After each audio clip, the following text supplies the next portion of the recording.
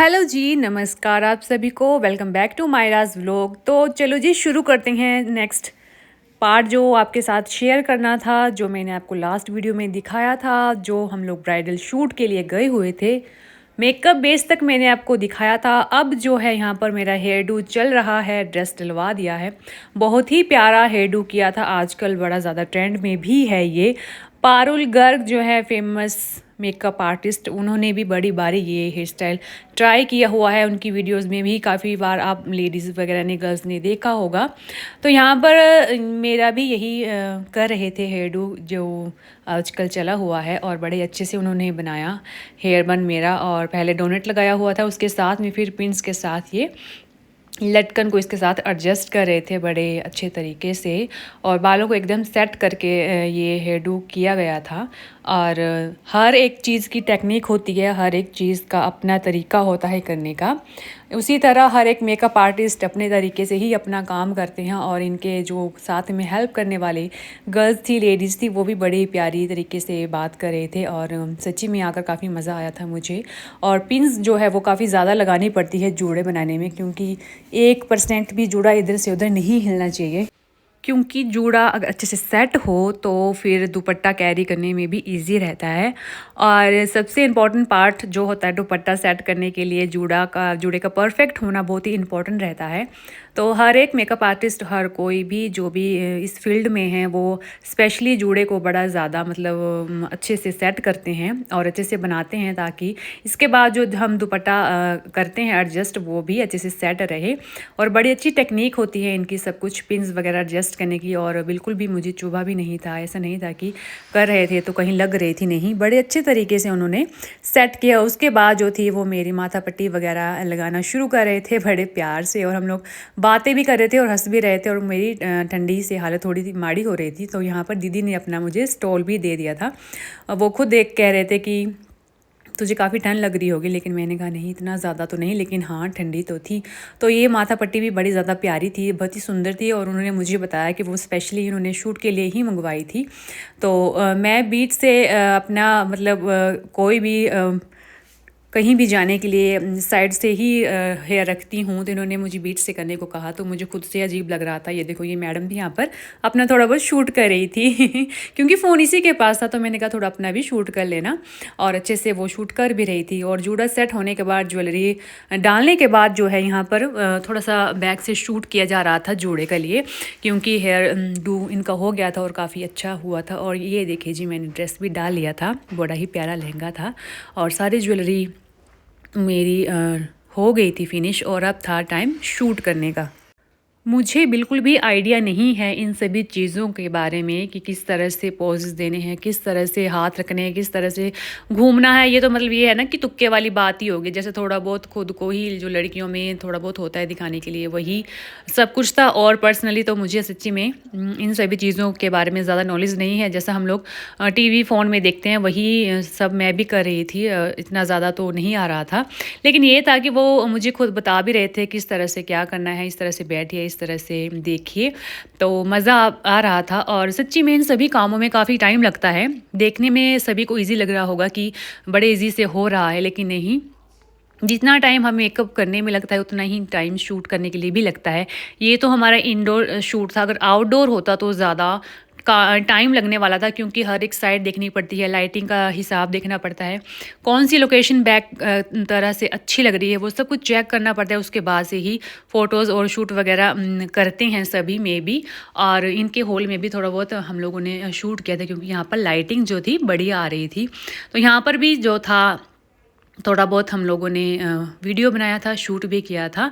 और अच्छे से सब कुछ करने की कोशिश कर रही हूँ। मैं उनको स्पेशली खुद भी बोल रही थी कि मैं इस फील्ड की नहीं हूँ, तो मुझे खुद नहीं आइडिया है कि मुझे क्या करना है, किस तरह से करना है, कहीं कुछ गलती ना हो जाए।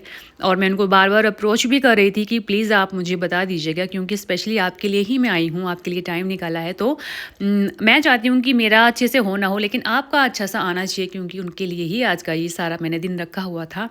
थोड़ी फ़ोटोज़ और थोड़ी वीडियोज़ नीचे बैठ के भी ली थी, जो आपको दिखा रही थी। ये देखो, मुझे खुद को भी नहीं पता लग रहा है कि मैं कौन सा पोजेस, कौन सा हाथ किस तरह से रखूं। और फर्स्ट टाइम था, तो तो बहुत सी जगहों में गलती भी हो जा रही थी बार बार से, और एंगल्स जो थे लेने नहीं आ रहे थे मुझे तो खुद से ही, क्योंकि जो वीडियोस एडिट करने वाले होते हैं वो खुद से ही बताते हैं ना किस तरह से आपको क्या करना है, लेकिन मुझे तो कुछ भी नहीं आ रहा था। लेकिन चलो जो भी था हम लोगों ने करने की कोशिश की, मैंने भी अपने 100% दिया जितना मुझे आता था। और फिर हम लोग जो थे जैसा वो बोल रहे थे वो मैं वैसा ही करती जा रही थी। लाइटिंग वगैरह अच्छी थी यहाँ पर, और शूट करने के लिए भी बढ़िया प्लेस था। अगर बाहर हम लोग करते, आउटडोर करते तो थोड़ा सा डिफरेंट हो जाना था, लेकिन ये था कि नेचुरल लाइट में जो है वो ज़्यादा बढ़िया आती है। और थोड़ी सी मैं यहाँ पर वीक भी होने लग पड़ी थी क्योंकि ऐसा होता है ना कि मतलब बड़ी बड़ी देर तक एक ही गेटअप में रहेंगे हम लोग, तो फिर थोड़ी सी डलनेस खुद में आना शुरू हो जाती है। और ड्रेस तो क्या ही बताऊँ, कितना ज़्यादा प्यारा था। ड्रेस जो है ये हमारे चंबा की शॉप में जो दी है उनके हस्बैंड के यहाँ की ही थी, जस्ट फैशन है उनकी साइट का नाम। आप वहाँ पर जाकर इंस्टा पे जाकर उनको डीएम कर सकते हैं।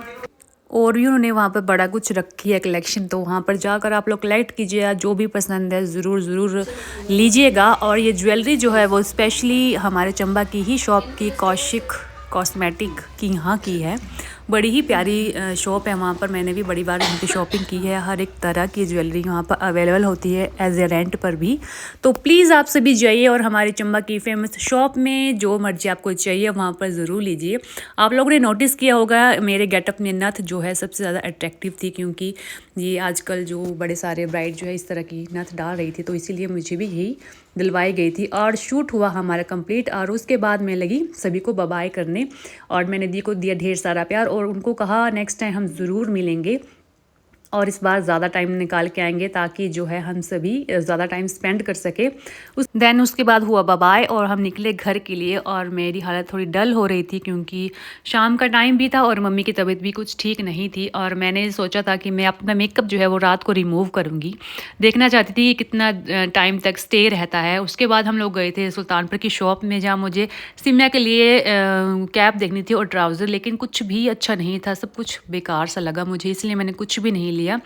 मेरी देवरानी ने तो कहा दी, मैंने पहले यहाँ पर आई थी, यहाँ पर मुझे पहले भी कुछ भी नहीं मिला, तो मैंने कहा ठीक है ट्राई कर लेते हैं, लेकिन जाना वेस्ट हो गया। तो यहाँ पर चप्पलें देखी, लेकिन उनके रेट उन्होंने काफ़ी ज़्यादा रखे थे, तो मैंने उनको भी यहीं पे छोड़ दिया। उसके बाद हम लोग वापसी से घर के लिए निकल पड़े, और सबसे पहले हम लोग निकले देवरानी को छोड़ने के लिए, क्योंकि उसका घर रास्ते में आता है। पहले उसको हम लोगों ने किया बाय, और उसकी वो भी शाम तक बेचारी सारा दिन भर हमारे साथ ही थी और शाम हो गई थी।